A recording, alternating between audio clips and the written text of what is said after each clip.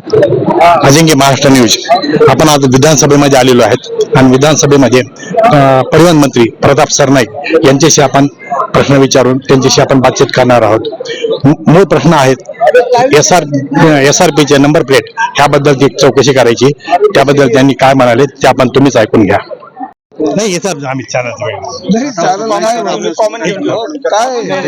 Sir दहीहंडीचा खूप छान कार्यक्रम आपण हो दहीहंडी चांगली या ना तुम्हाला यावर्षी दहीहंडीला आपण मस्त नक्की आम्ही येणार, तुम्हाला तुमच्या हस्ते पारितोषिक वितरण नंबर प्लेट बद्दल काय सांगू सर? कसली नंबर प्लेट नंबर प्लेट बाकीचा आता काय नंबर प्लेट कुठली आहे आपण जे 2 व्हीलर फोरच्या नंबर कधी भेटत नाही हो जीआर काढलं तर त्यातून मुदतवाढ वाढत चाललेली आहे. त्या नंबर हो ते 31 डिसेंबर पर्यंत आहे ना. 31 डिसेंबर नंतर त्या बाबतीतला निर्णय.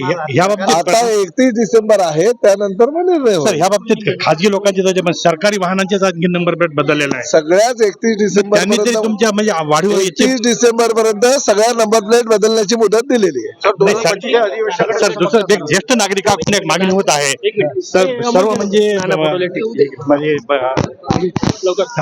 ज्येष्ठ नागरिक मागणी ज्यांना जे 65 वर्षाच्या वरचे आहेत ज्यांना जे हड्डीकडून दंडाला बसलेले आहेत नाना ते माफ पटोले यांनी करावेत आता म्हणून. टीका केली की तुम्ही रवी भवनला थांबत नाही, मंदिराला हॉटेलला थांबता कारण की तुम्हाला रवी भवन एक गरीब खाना वाटत आहे. असं नाना पटोले म्हणाले. मला कल्पना नाही त्या बाबतीत, परंतु असं काही नाही. आम्ही रवी भवनला असतं सगळं कामकाज चालतो. रवी भवनला ज्या सुविधा आम्हाला दिलेल्या आहेत त्या सुविधांचा आम्ही वापर करू.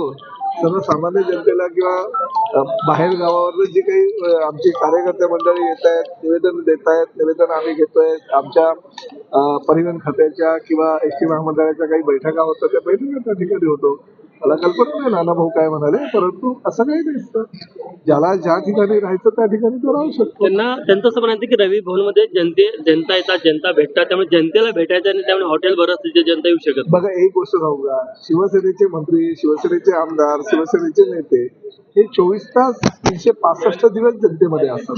त्यांना हे रवी भवन किंवा नागपूरला आल्यानंतर यांना भेटायचं तर त्यांना भेटायचं असं होतं का? आम्ही लोकांमध्ये 24 तास राहणारी माणसं आहोत. आम्हाला काय अशी एसी मध्ये कॅबिन मध्ये बसून काय ऑर्डर सोडायची सवय नाहीये किंवा आमच्या बंगल्यामध्ये बसून आम्ही काय ऑनलाईन लोकांना काही सुविधा देत नाही. आम्ही जनतेमध्ये जातो आणि जनतेला सुविधा देतो, म्हणून आम्ही प्रचंड मताधिक्यानं प्रत्येक वेळेस निवडून येतो. पण रवी भवन न थांबण्याचं कारण काय तुमचं वैयक्तिक? आम्ही थांबतो ना. रवी धवनला कोणी सांगितलं राहत नाही. त्यांना काहीतरी चुकीची इन्फॉर्मेशन कोणीतरी दिली असेल. म्हणजे ते म्हणाले तुम्ही तर ऍडिशनल थांबता ना. पर्टिक्युलर माझ्या बाबतीत ते बोलले असेल नाही असं नाही, मला वाटत सर्व नाही. अनेक मंत्र्यांबद्दल बोलले. काही ते लोक म्हणाले राहतात, राजस्थानला थांबतात तुम्ही. असं काही नाही. काही लोक राहतात, काही लोक राहत नाही. काही कुटुंबासह परिवारासह असतात.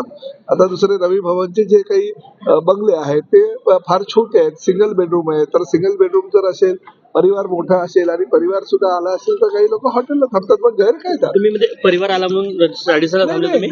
गैर काय आहे? कोणी जर थांबलं, मी रवी भवनला थांबतो. मी काय जाऊन रेडिसनला थांबतो असं नाही. मी सुद्धा रवी भवनला थांबणारा माणूस आहे. पण जे काही थांबत असतील रेडिसन किंवा इतर कुठल्या हॉटेलमध्ये, वेगवेगळे हॉटेल आहे, सगळे काय रेडिसनलाच थांबतात असं नाहीये. जर थांबत असतील तर काही कौटुंबिक अडचणी असतात. ओके, धन्यवाद. ज्येष्ठ नागरिकांकडून एक प्रश्न येत आहे. हो मला ज्येष्ठ नागरिकांचं काय. परिवहन मंत्री सरनाईक यांच्याशी आपण याचा नंबर प्लेटवर प्रश्न विचारले असतात. त्यांनी सांगितलं की 31 डिसेंबर ही शेवटची तारीख आहे आणि 31 डिसेंबरपर्यंत खाजगी लोकांनी आपल्या गाडीचे नंबर बदलावेत. त्याचप्रमाणे शासकीय अधिकाऱ्याकडे पण हे 2019च्या अगोदरच्या त्या नंबर प्लेट आहेत, त्यांनी पण त्यांचे नंबर प्लेट बदलून नवीन नंबर प्लेट घ्यावी. ही शेवटची तारीख आहे. यानंतर मुदतवाढ भेटणार नाही हे त्यांच्या बोलण्यातून दिसून आले आहेत. तरी आता शासकीय अधिकाऱ्यांनी पण याची नोंद घ्यावी.